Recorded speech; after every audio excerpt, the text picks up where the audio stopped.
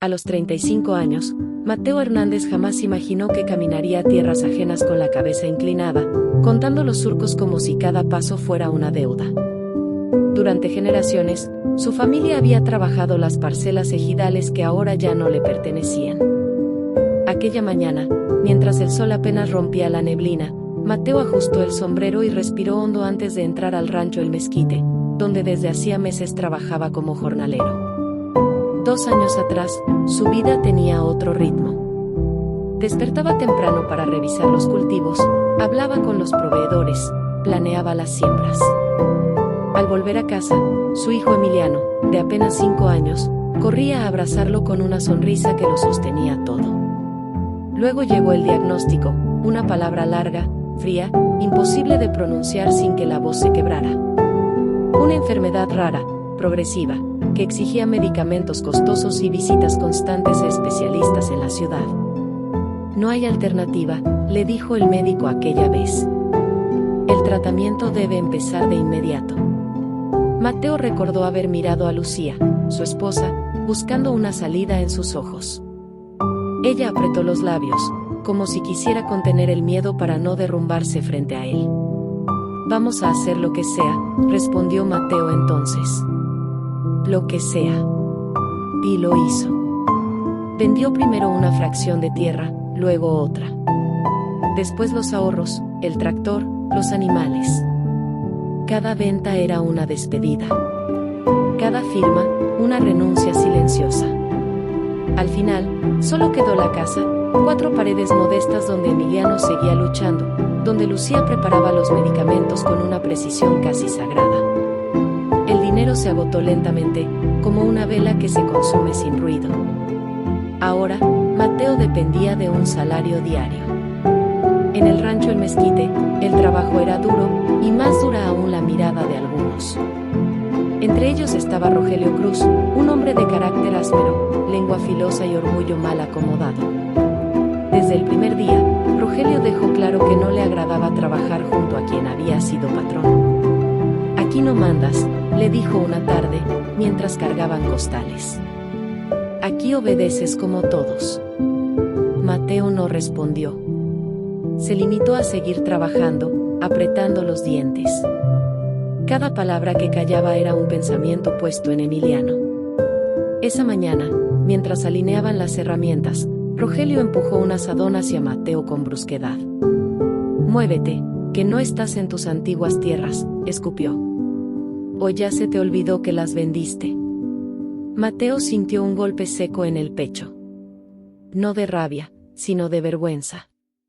No hace falta recordarlo, dijo en voz baja. Lo sé bien. Pues parece que no, respondió Rogelio con una sonrisa torcida. Te mueves como si todavía fueras dueño de algo. Mateo levantó la mirada por primera vez. Sus ojos no tenían furia, tenían cansancio. Soy dueño de mi palabra, contestó. Y de mi hijo. Eso me basta. Rogelio soltó una carcajada. Aquí nadie vive de palabras. El resto de los trabajadores fingió no escuchar. Cada quien conocía el temperamento de Rogelio y prefería mantenerse al margen. Mateo volvió a bajar la cabeza. El silbido del capataz marcó el inicio de la jornada. Horas después, bajo el sol inclemente, el conflicto volvió a surgir. Rogelio acusó a Mateo de haber dejado mal hecha una hilera de riego. Por tu culpa se va a perder agua, gritó. Siempre igual, inútil. No es cierto, respondió Mateo con firmeza contenida. Yo hice lo que me tocaba. ¿Me estás llamando mentiroso? Mateo guardó silencio. El silencio también era una respuesta. El intercambio no pasó desapercibido. Don Julián Montes, dueño del rancho, observaba desde lejos. Hombre de edad avanzada y mirada analítica, conocía bien a sus empleados.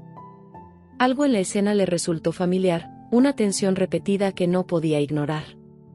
Esa noche, al llegar a casa, Mateo encontró a Emiliano dormido, con el pecho subiendo y bajando con dificultad. Lucía estaba sentada a su lado, sosteniéndole la mano. Hoy volvió a dolerle, susurró. El medicamento ya casi se acaba. Mateo se sentó en una silla de madera. Pasó las manos por su rostro. Mañana veré cómo consigo un adelanto, dijo. No te preocupes. Lucía lo miró con los ojos húmedos. Te estás rompiendo, Mateo. Todavía aguanto, respondió. Por él, aguanto todo. Al día siguiente, don Julián mandó llamar a Mateo y a Rogelio. La tensión se podía cortar con un cuchillo. Ambos hombres entraron a la oficina con pasos pesados, cada uno cargando su propia versión de la historia. Aquí hay un problema, dijo don Julián. Y quiero escucharlos a los dos. Mateo respiró hondo.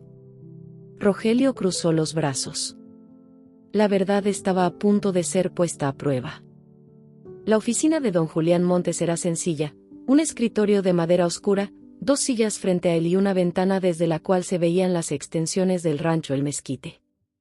El aire estaba cargado de polvo y tensión cuando Mateo Hernández y Rogelio Cruz entraron.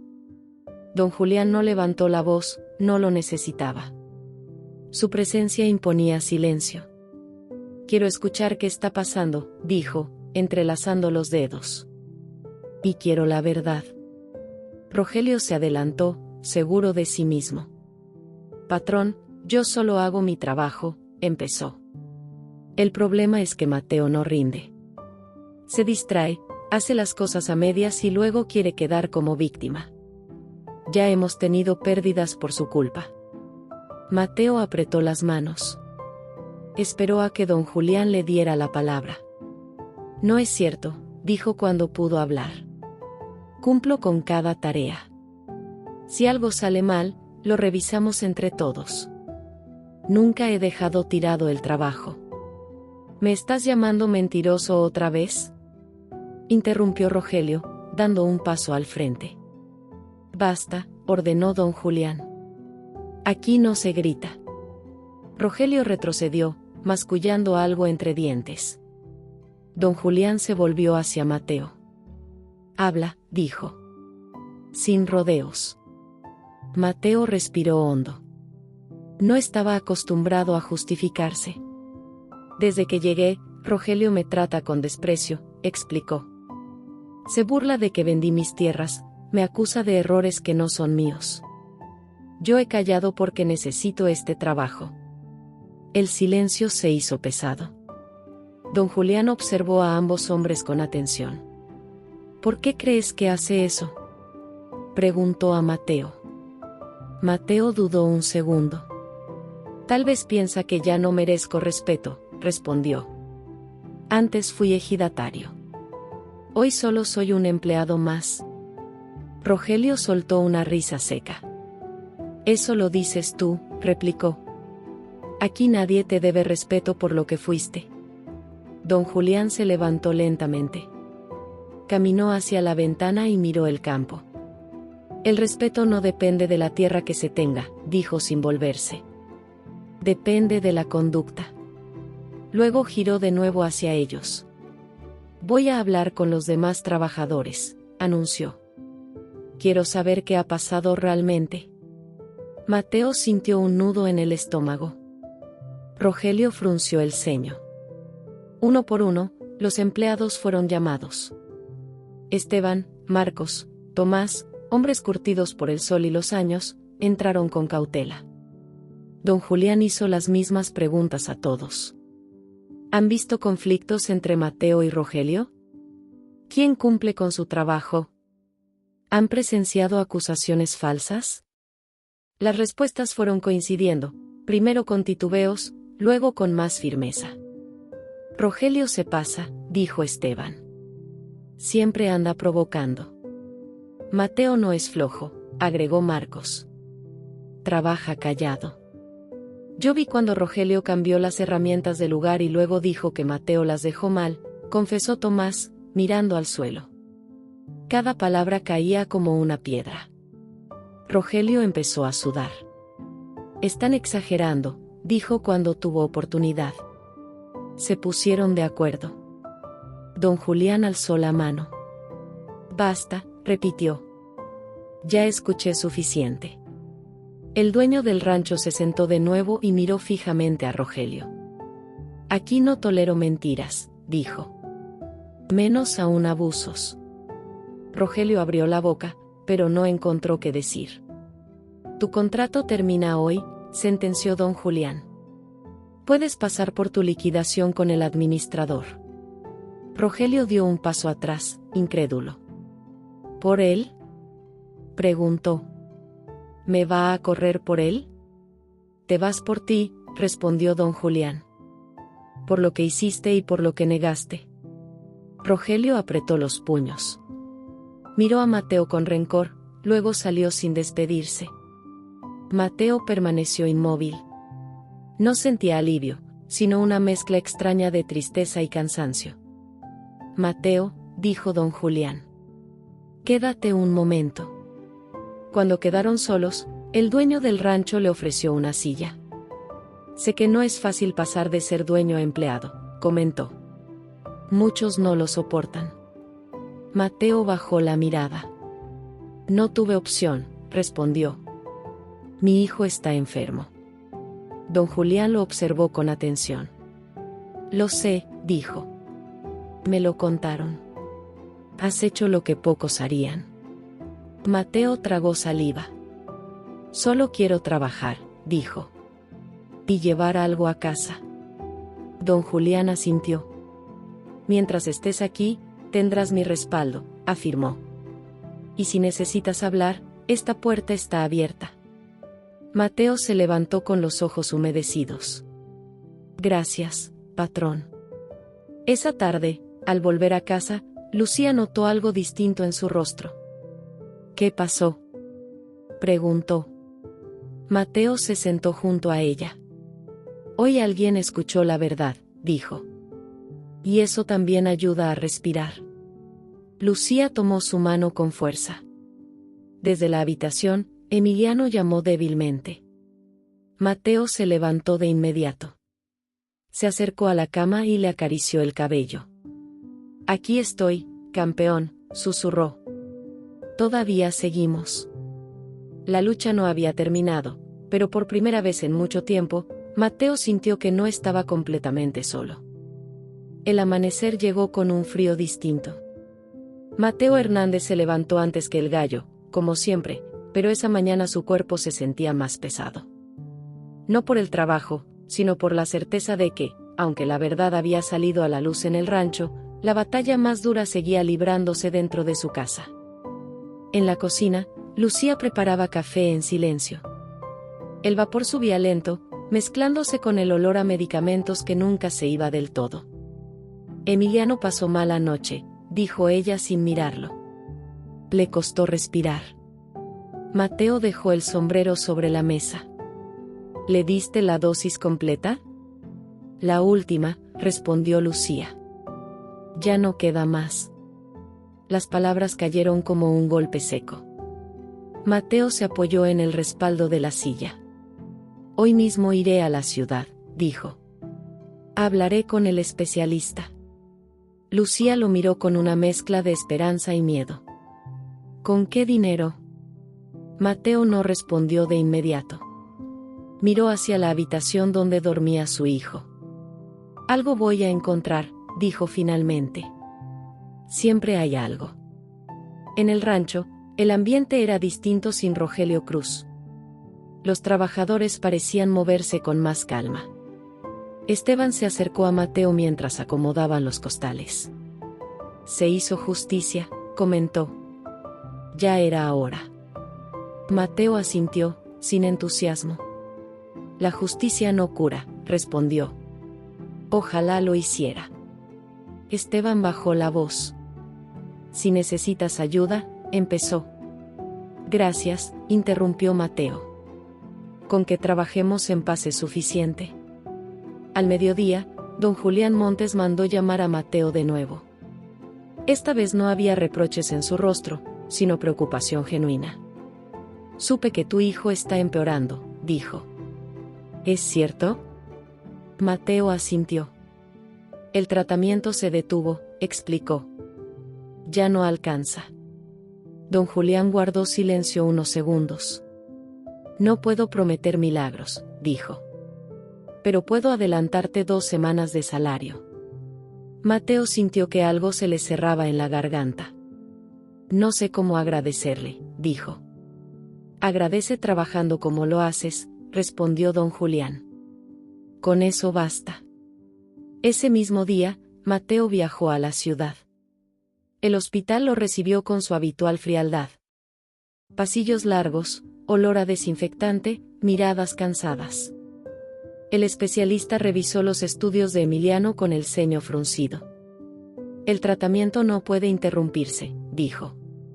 Cada pausa le resta fuerza. Mateo apretó el borde del escritorio. Lo sé, respondió. Solo necesito tiempo. El tiempo cuesta, dijo el médico. Y el medicamento también. Mateo salió del consultorio con el alma encogida. Afuera, se sentó en una banca y miró el cielo gris. Pensó en las tierras que ya no eran suyas, en la casa que aún sostenía su vida, en cada cosa que había vendido. De regreso al pueblo, pasó frente a lo que antes fue su parcela. El terreno estaba sembrado por otros. Mateo detuvo el paso un momento. No había rencor, solo una nostalgia profunda. No te fallé, murmuró. Te transformé. Esa noche, Emiliano estaba despierto cuando Mateo entró a su cuarto. Papá, dijo con voz débil. ¿Ya me voy a curar? Mateo se sentó junto a él. Le tomó la mano pequeña. Estamos en eso, hijo, respondió. Paso a paso. No quiero que trabajes tanto, susurró Emiliano. Te veo cansado. Mateo cerró los ojos un instante. Trabajar por ti no cansa, dijo.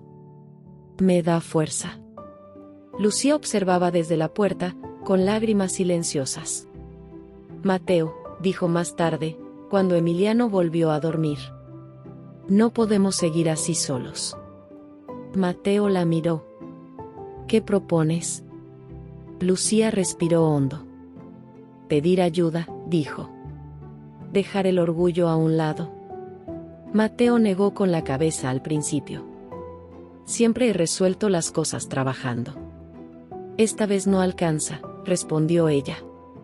No es debilidad aceptar apoyo. Las palabras quedaron suspendidas en el aire. Mateo sabía que Lucía tenía razón, aunque le doliera admitirlo. Al día siguiente, don Julián se acercó al final de la jornada.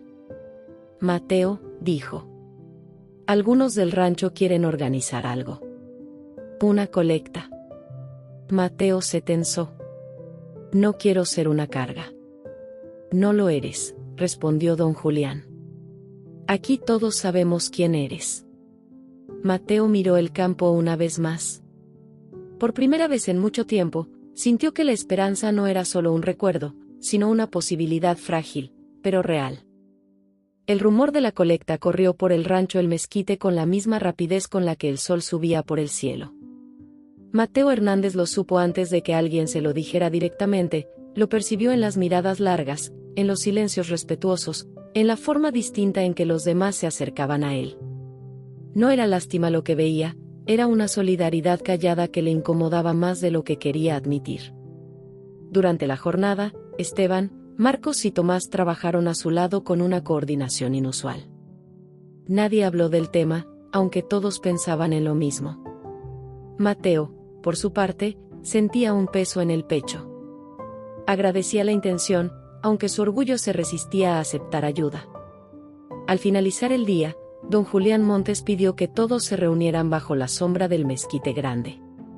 El viento movía lentamente las ramas, como si el árbol escuchara. No voy a obligar a nadie, dijo don Julián. Esto nace de ustedes. Miró a Mateo con respeto. Mateo ha trabajado aquí con honestidad, continuó. Su hijo necesita tratamiento. Quien quiera aportar, que lo haga. Quien no, seguirá siendo bienvenido mañana. Se produjo un silencio breve. Luego, Esteban dio un paso al frente. Yo pongo lo que pueda, dijo. No es mucho, pero es de corazón. Marcos asintió. Todos tenemos hijos, agregó. Nadie está libre. Uno a uno, los trabajadores se fueron acercando. Algunos sacaban billetes arrugados, otros monedas. Mateo no sabía dónde mirar. Sentía la garganta cerrada. Basta, dijo finalmente. No puedo aceptar esto. Don Julián lo miró con firmeza.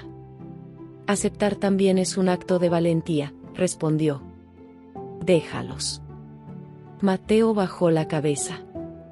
Por primera vez, las lágrimas no le parecieron una derrota. Esa noche, al llegar a casa, puso el dinero sobre la mesa. Lucía lo observó en silencio. No es caridad, dijo él. Es gente buena. Lucía lo abrazó con fuerza. Eso también sana, susurró. Con lo recaudado, retomaron el tratamiento de Emiliano. Los primeros días fueron difíciles. El niño lloraba, se quejaba, pero poco a poco empezó a mostrar señales leves de mejoría. No eran milagros, eran pequeños avances que se celebraban como grandes triunfos. Hoy respiró mejor, dijo Lucía una mañana. Y pidió comer. Mateo cerró los ojos y apoyó la frente en la pared. Gracias, murmuró, sin saber a quién se dirigía. En el rancho, la ausencia de Rogelio había cambiado el ambiente. El trabajo fluía con menos fricciones. Mateo se integró sin pretensiones, cumpliendo con cada tarea. Don Julián observaba a distancia, reconociendo en él una fortaleza silenciosa. Un día, al terminar la jornada, don Julián se acercó con gesto serio. Mateo, dijo. Quiero proponerte algo. Mateo se tensó. Diga, patrón. Necesito a alguien que supervise una pequeña sección del campo, explicó. No es un ascenso formal, pero implica más responsabilidad y mejor pago. Mateo sintió un nudo en el estómago. ¿Estás seguro?, preguntó. No quiero problemas con los demás. Ellos lo saben, respondió don Julián. Te ganaste el respeto. Mateo asintió lentamente. Acepto, dijo. No le fallaré. Esa noche, Emiliano estaba sentado en la cama, jugando con un camión de madera. Papá, dijo. Hoy no me dolió tanto. Mateo se arrodilló frente a él. Eso es una victoria, respondió. Y vendrán más. Lucía los observaba con una sonrisa cansada, pero sincera. A veces la vida quita para enseñar a recibir, dijo ella más tarde. Mateo la miró. Yo pensaba que recibir era perder, admitió. Hoy sé que no. La calma parecía abrirse paso, aunque ambos sabían que la enfermedad no había desaparecido. Era una lucha diaria, frágil, constante.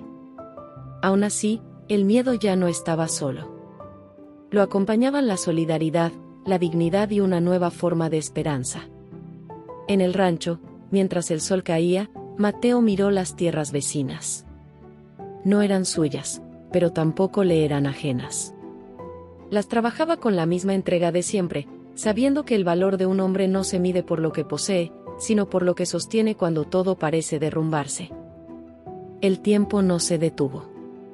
Avanzó con la lentitud de quien sabe que cada día cuenta. En la casa de Mateo Hernández, las mañanas comenzaron a tener un ritmo distinto. Emiliano seguía despertando con dificultad, aunque su respiración ya no sonaba tan frágil como meses atrás. Lucía notaba cada dosis, cada reacción, cada pequeño cambio, como si llevar ese registro fuera otra forma de proteger a su hijo. Hoy amaneció sin fiebre, dijo una mañana, casi en un susurro. Mateo dejó de amarrarse las botas y la miró. Eso es bueno, respondió. Muy bueno. No celebraron en voz alta. Aprendieron a agradecer en silencio, con respeto, conscientes de que la enfermedad aún caminaba junto a ellos. Aún así, había algo nuevo, una confianza discreta que les permitía respirar con menos miedo. En el rancho El Mezquite, Mateo asumió la responsabilidad que don Julián Montes le había confiado. Supervisaba una sección pequeña del campo, revisaba que el riego se hiciera correctamente, coordinaba con los demás sin imponerse. Nunca levantó la voz. Nunca recordó a nadie que antes fue dueño. Su autoridad nacía del ejemplo. Así se trabaja, comentó un día Marcos. Sin pisar a nadie. Don Julián escuchó el comentario y asintió en silencio. Con el nuevo ingreso, la economía seguía ajustada, pero ya no estaba al borde del abismo. Mateo pagó parte de las deudas médicas y logró apartar un poco para emergencias. Cada billete guardado era una promesa de continuidad. Una tarde, al volver del trabajo, encontró a Emiliano sentado en el patio, mirando el cielo. «Papá», dijo. «¿Cuándo vamos a ir al campo?» Mateo se sentó a su lado. «Pronto», respondió. «Cuando estés más fuerte». «Quiero ver la tierra», insistió. «La que era tuya». Mateo respiró hondo. «La tierra sigue ahí», dijo. Cambió de manos, no de esencia. Emiliano lo miró con curiosidad. «¿La extrañas?» Mateo tardó en responder. «Extraño lo que representaba», dijo. «La seguridad. El futuro que imaginé». «¿Y ahora?», preguntó el niño. Mateo sonrió con suavidad. «Ahora mi futuro eres tú». Lucía observaba la escena desde la puerta. Se acercó y se sentó junto a ellos. «Todo lo que hemos vivido nos cambió», dijo. «Y nos sostuvo». Mateo tomó su mano. «Aprendí que la tierra se puede vender», respondió. «La dignidad no». Los meses pasaron. El tratamiento de Emiliano mostró avances constantes, aunque lentos. Los médicos hablaron con cautela, sin promesas exageradas, pero con una esperanza razonable. Mateo escuchaba con atención, sabiendo que cada paso era un triunfo compartido. Un día, don Julián lo llamó de nuevo a la oficina. El tono era distinto, más cercano. «Mateo», dijo. «He pensado mucho en tu historia». Mateo esperó. «Este rancho no me durará para siempre», continuó don Julián. «Y necesito gente que cuide lo que costó levantar». Mateo frunció el ceño. «No entiendo». «No te estoy ofreciendo tierras», aclaró don Julián. «Te estoy ofreciendo estabilidad. Un contrato a largo plazo. Seguridad para tu familia». Mateo sintió que el pecho se le llenaba de aire. «Acepto», dijo sin dudar. «Y gracias». Don Julián se levantó y le tendió la mano. «La lealtad se reconoce», afirmó. Esa noche, Mateo regresó a casa con la noticia. Lucía lo escuchó en silencio, luego lo abrazó. «No todo se perdió», dijo. «Se transformó». Mateo asintió. Días después, llevaron a Emiliano al campo por primera vez en mucho tiempo. El niño caminó despacio, apoyado en su padre. El sol caía suave, sin castigar. «Huele bonito», dijo Emiliano. «Siempre ha sido así», respondió Mateo. «Solo que a veces olvidamos notarlo». Se detuvieron frente a una extensión de tierra sembrada. «Aquí trabajé hoy», explicó Mateo. «Y mañana también». Emiliano sonrió. «Entonces es tuya un poquito», dijo. Mateo lo miró con los ojos humedecidos. «Tal vez», respondió. «Lo suficiente». Mientras regresaban a casa, Mateo comprendió que su historia no era la de una pérdida, sino la de una permanencia distinta. Había entregado tierras, dinero, certezas. A cambio, conservó lo esencial: su familia, su honestidad, su capacidad de seguir de pie. El campo quedó atrás, pero su sentido permaneció con él. Porque hay hombres que, aun cuando pierden todo lo que parece importante, descubren que lo verdaderamente valioso nunca estuvo en venta. Dale like y suscríbete al canal para subir más contenido. Gracias.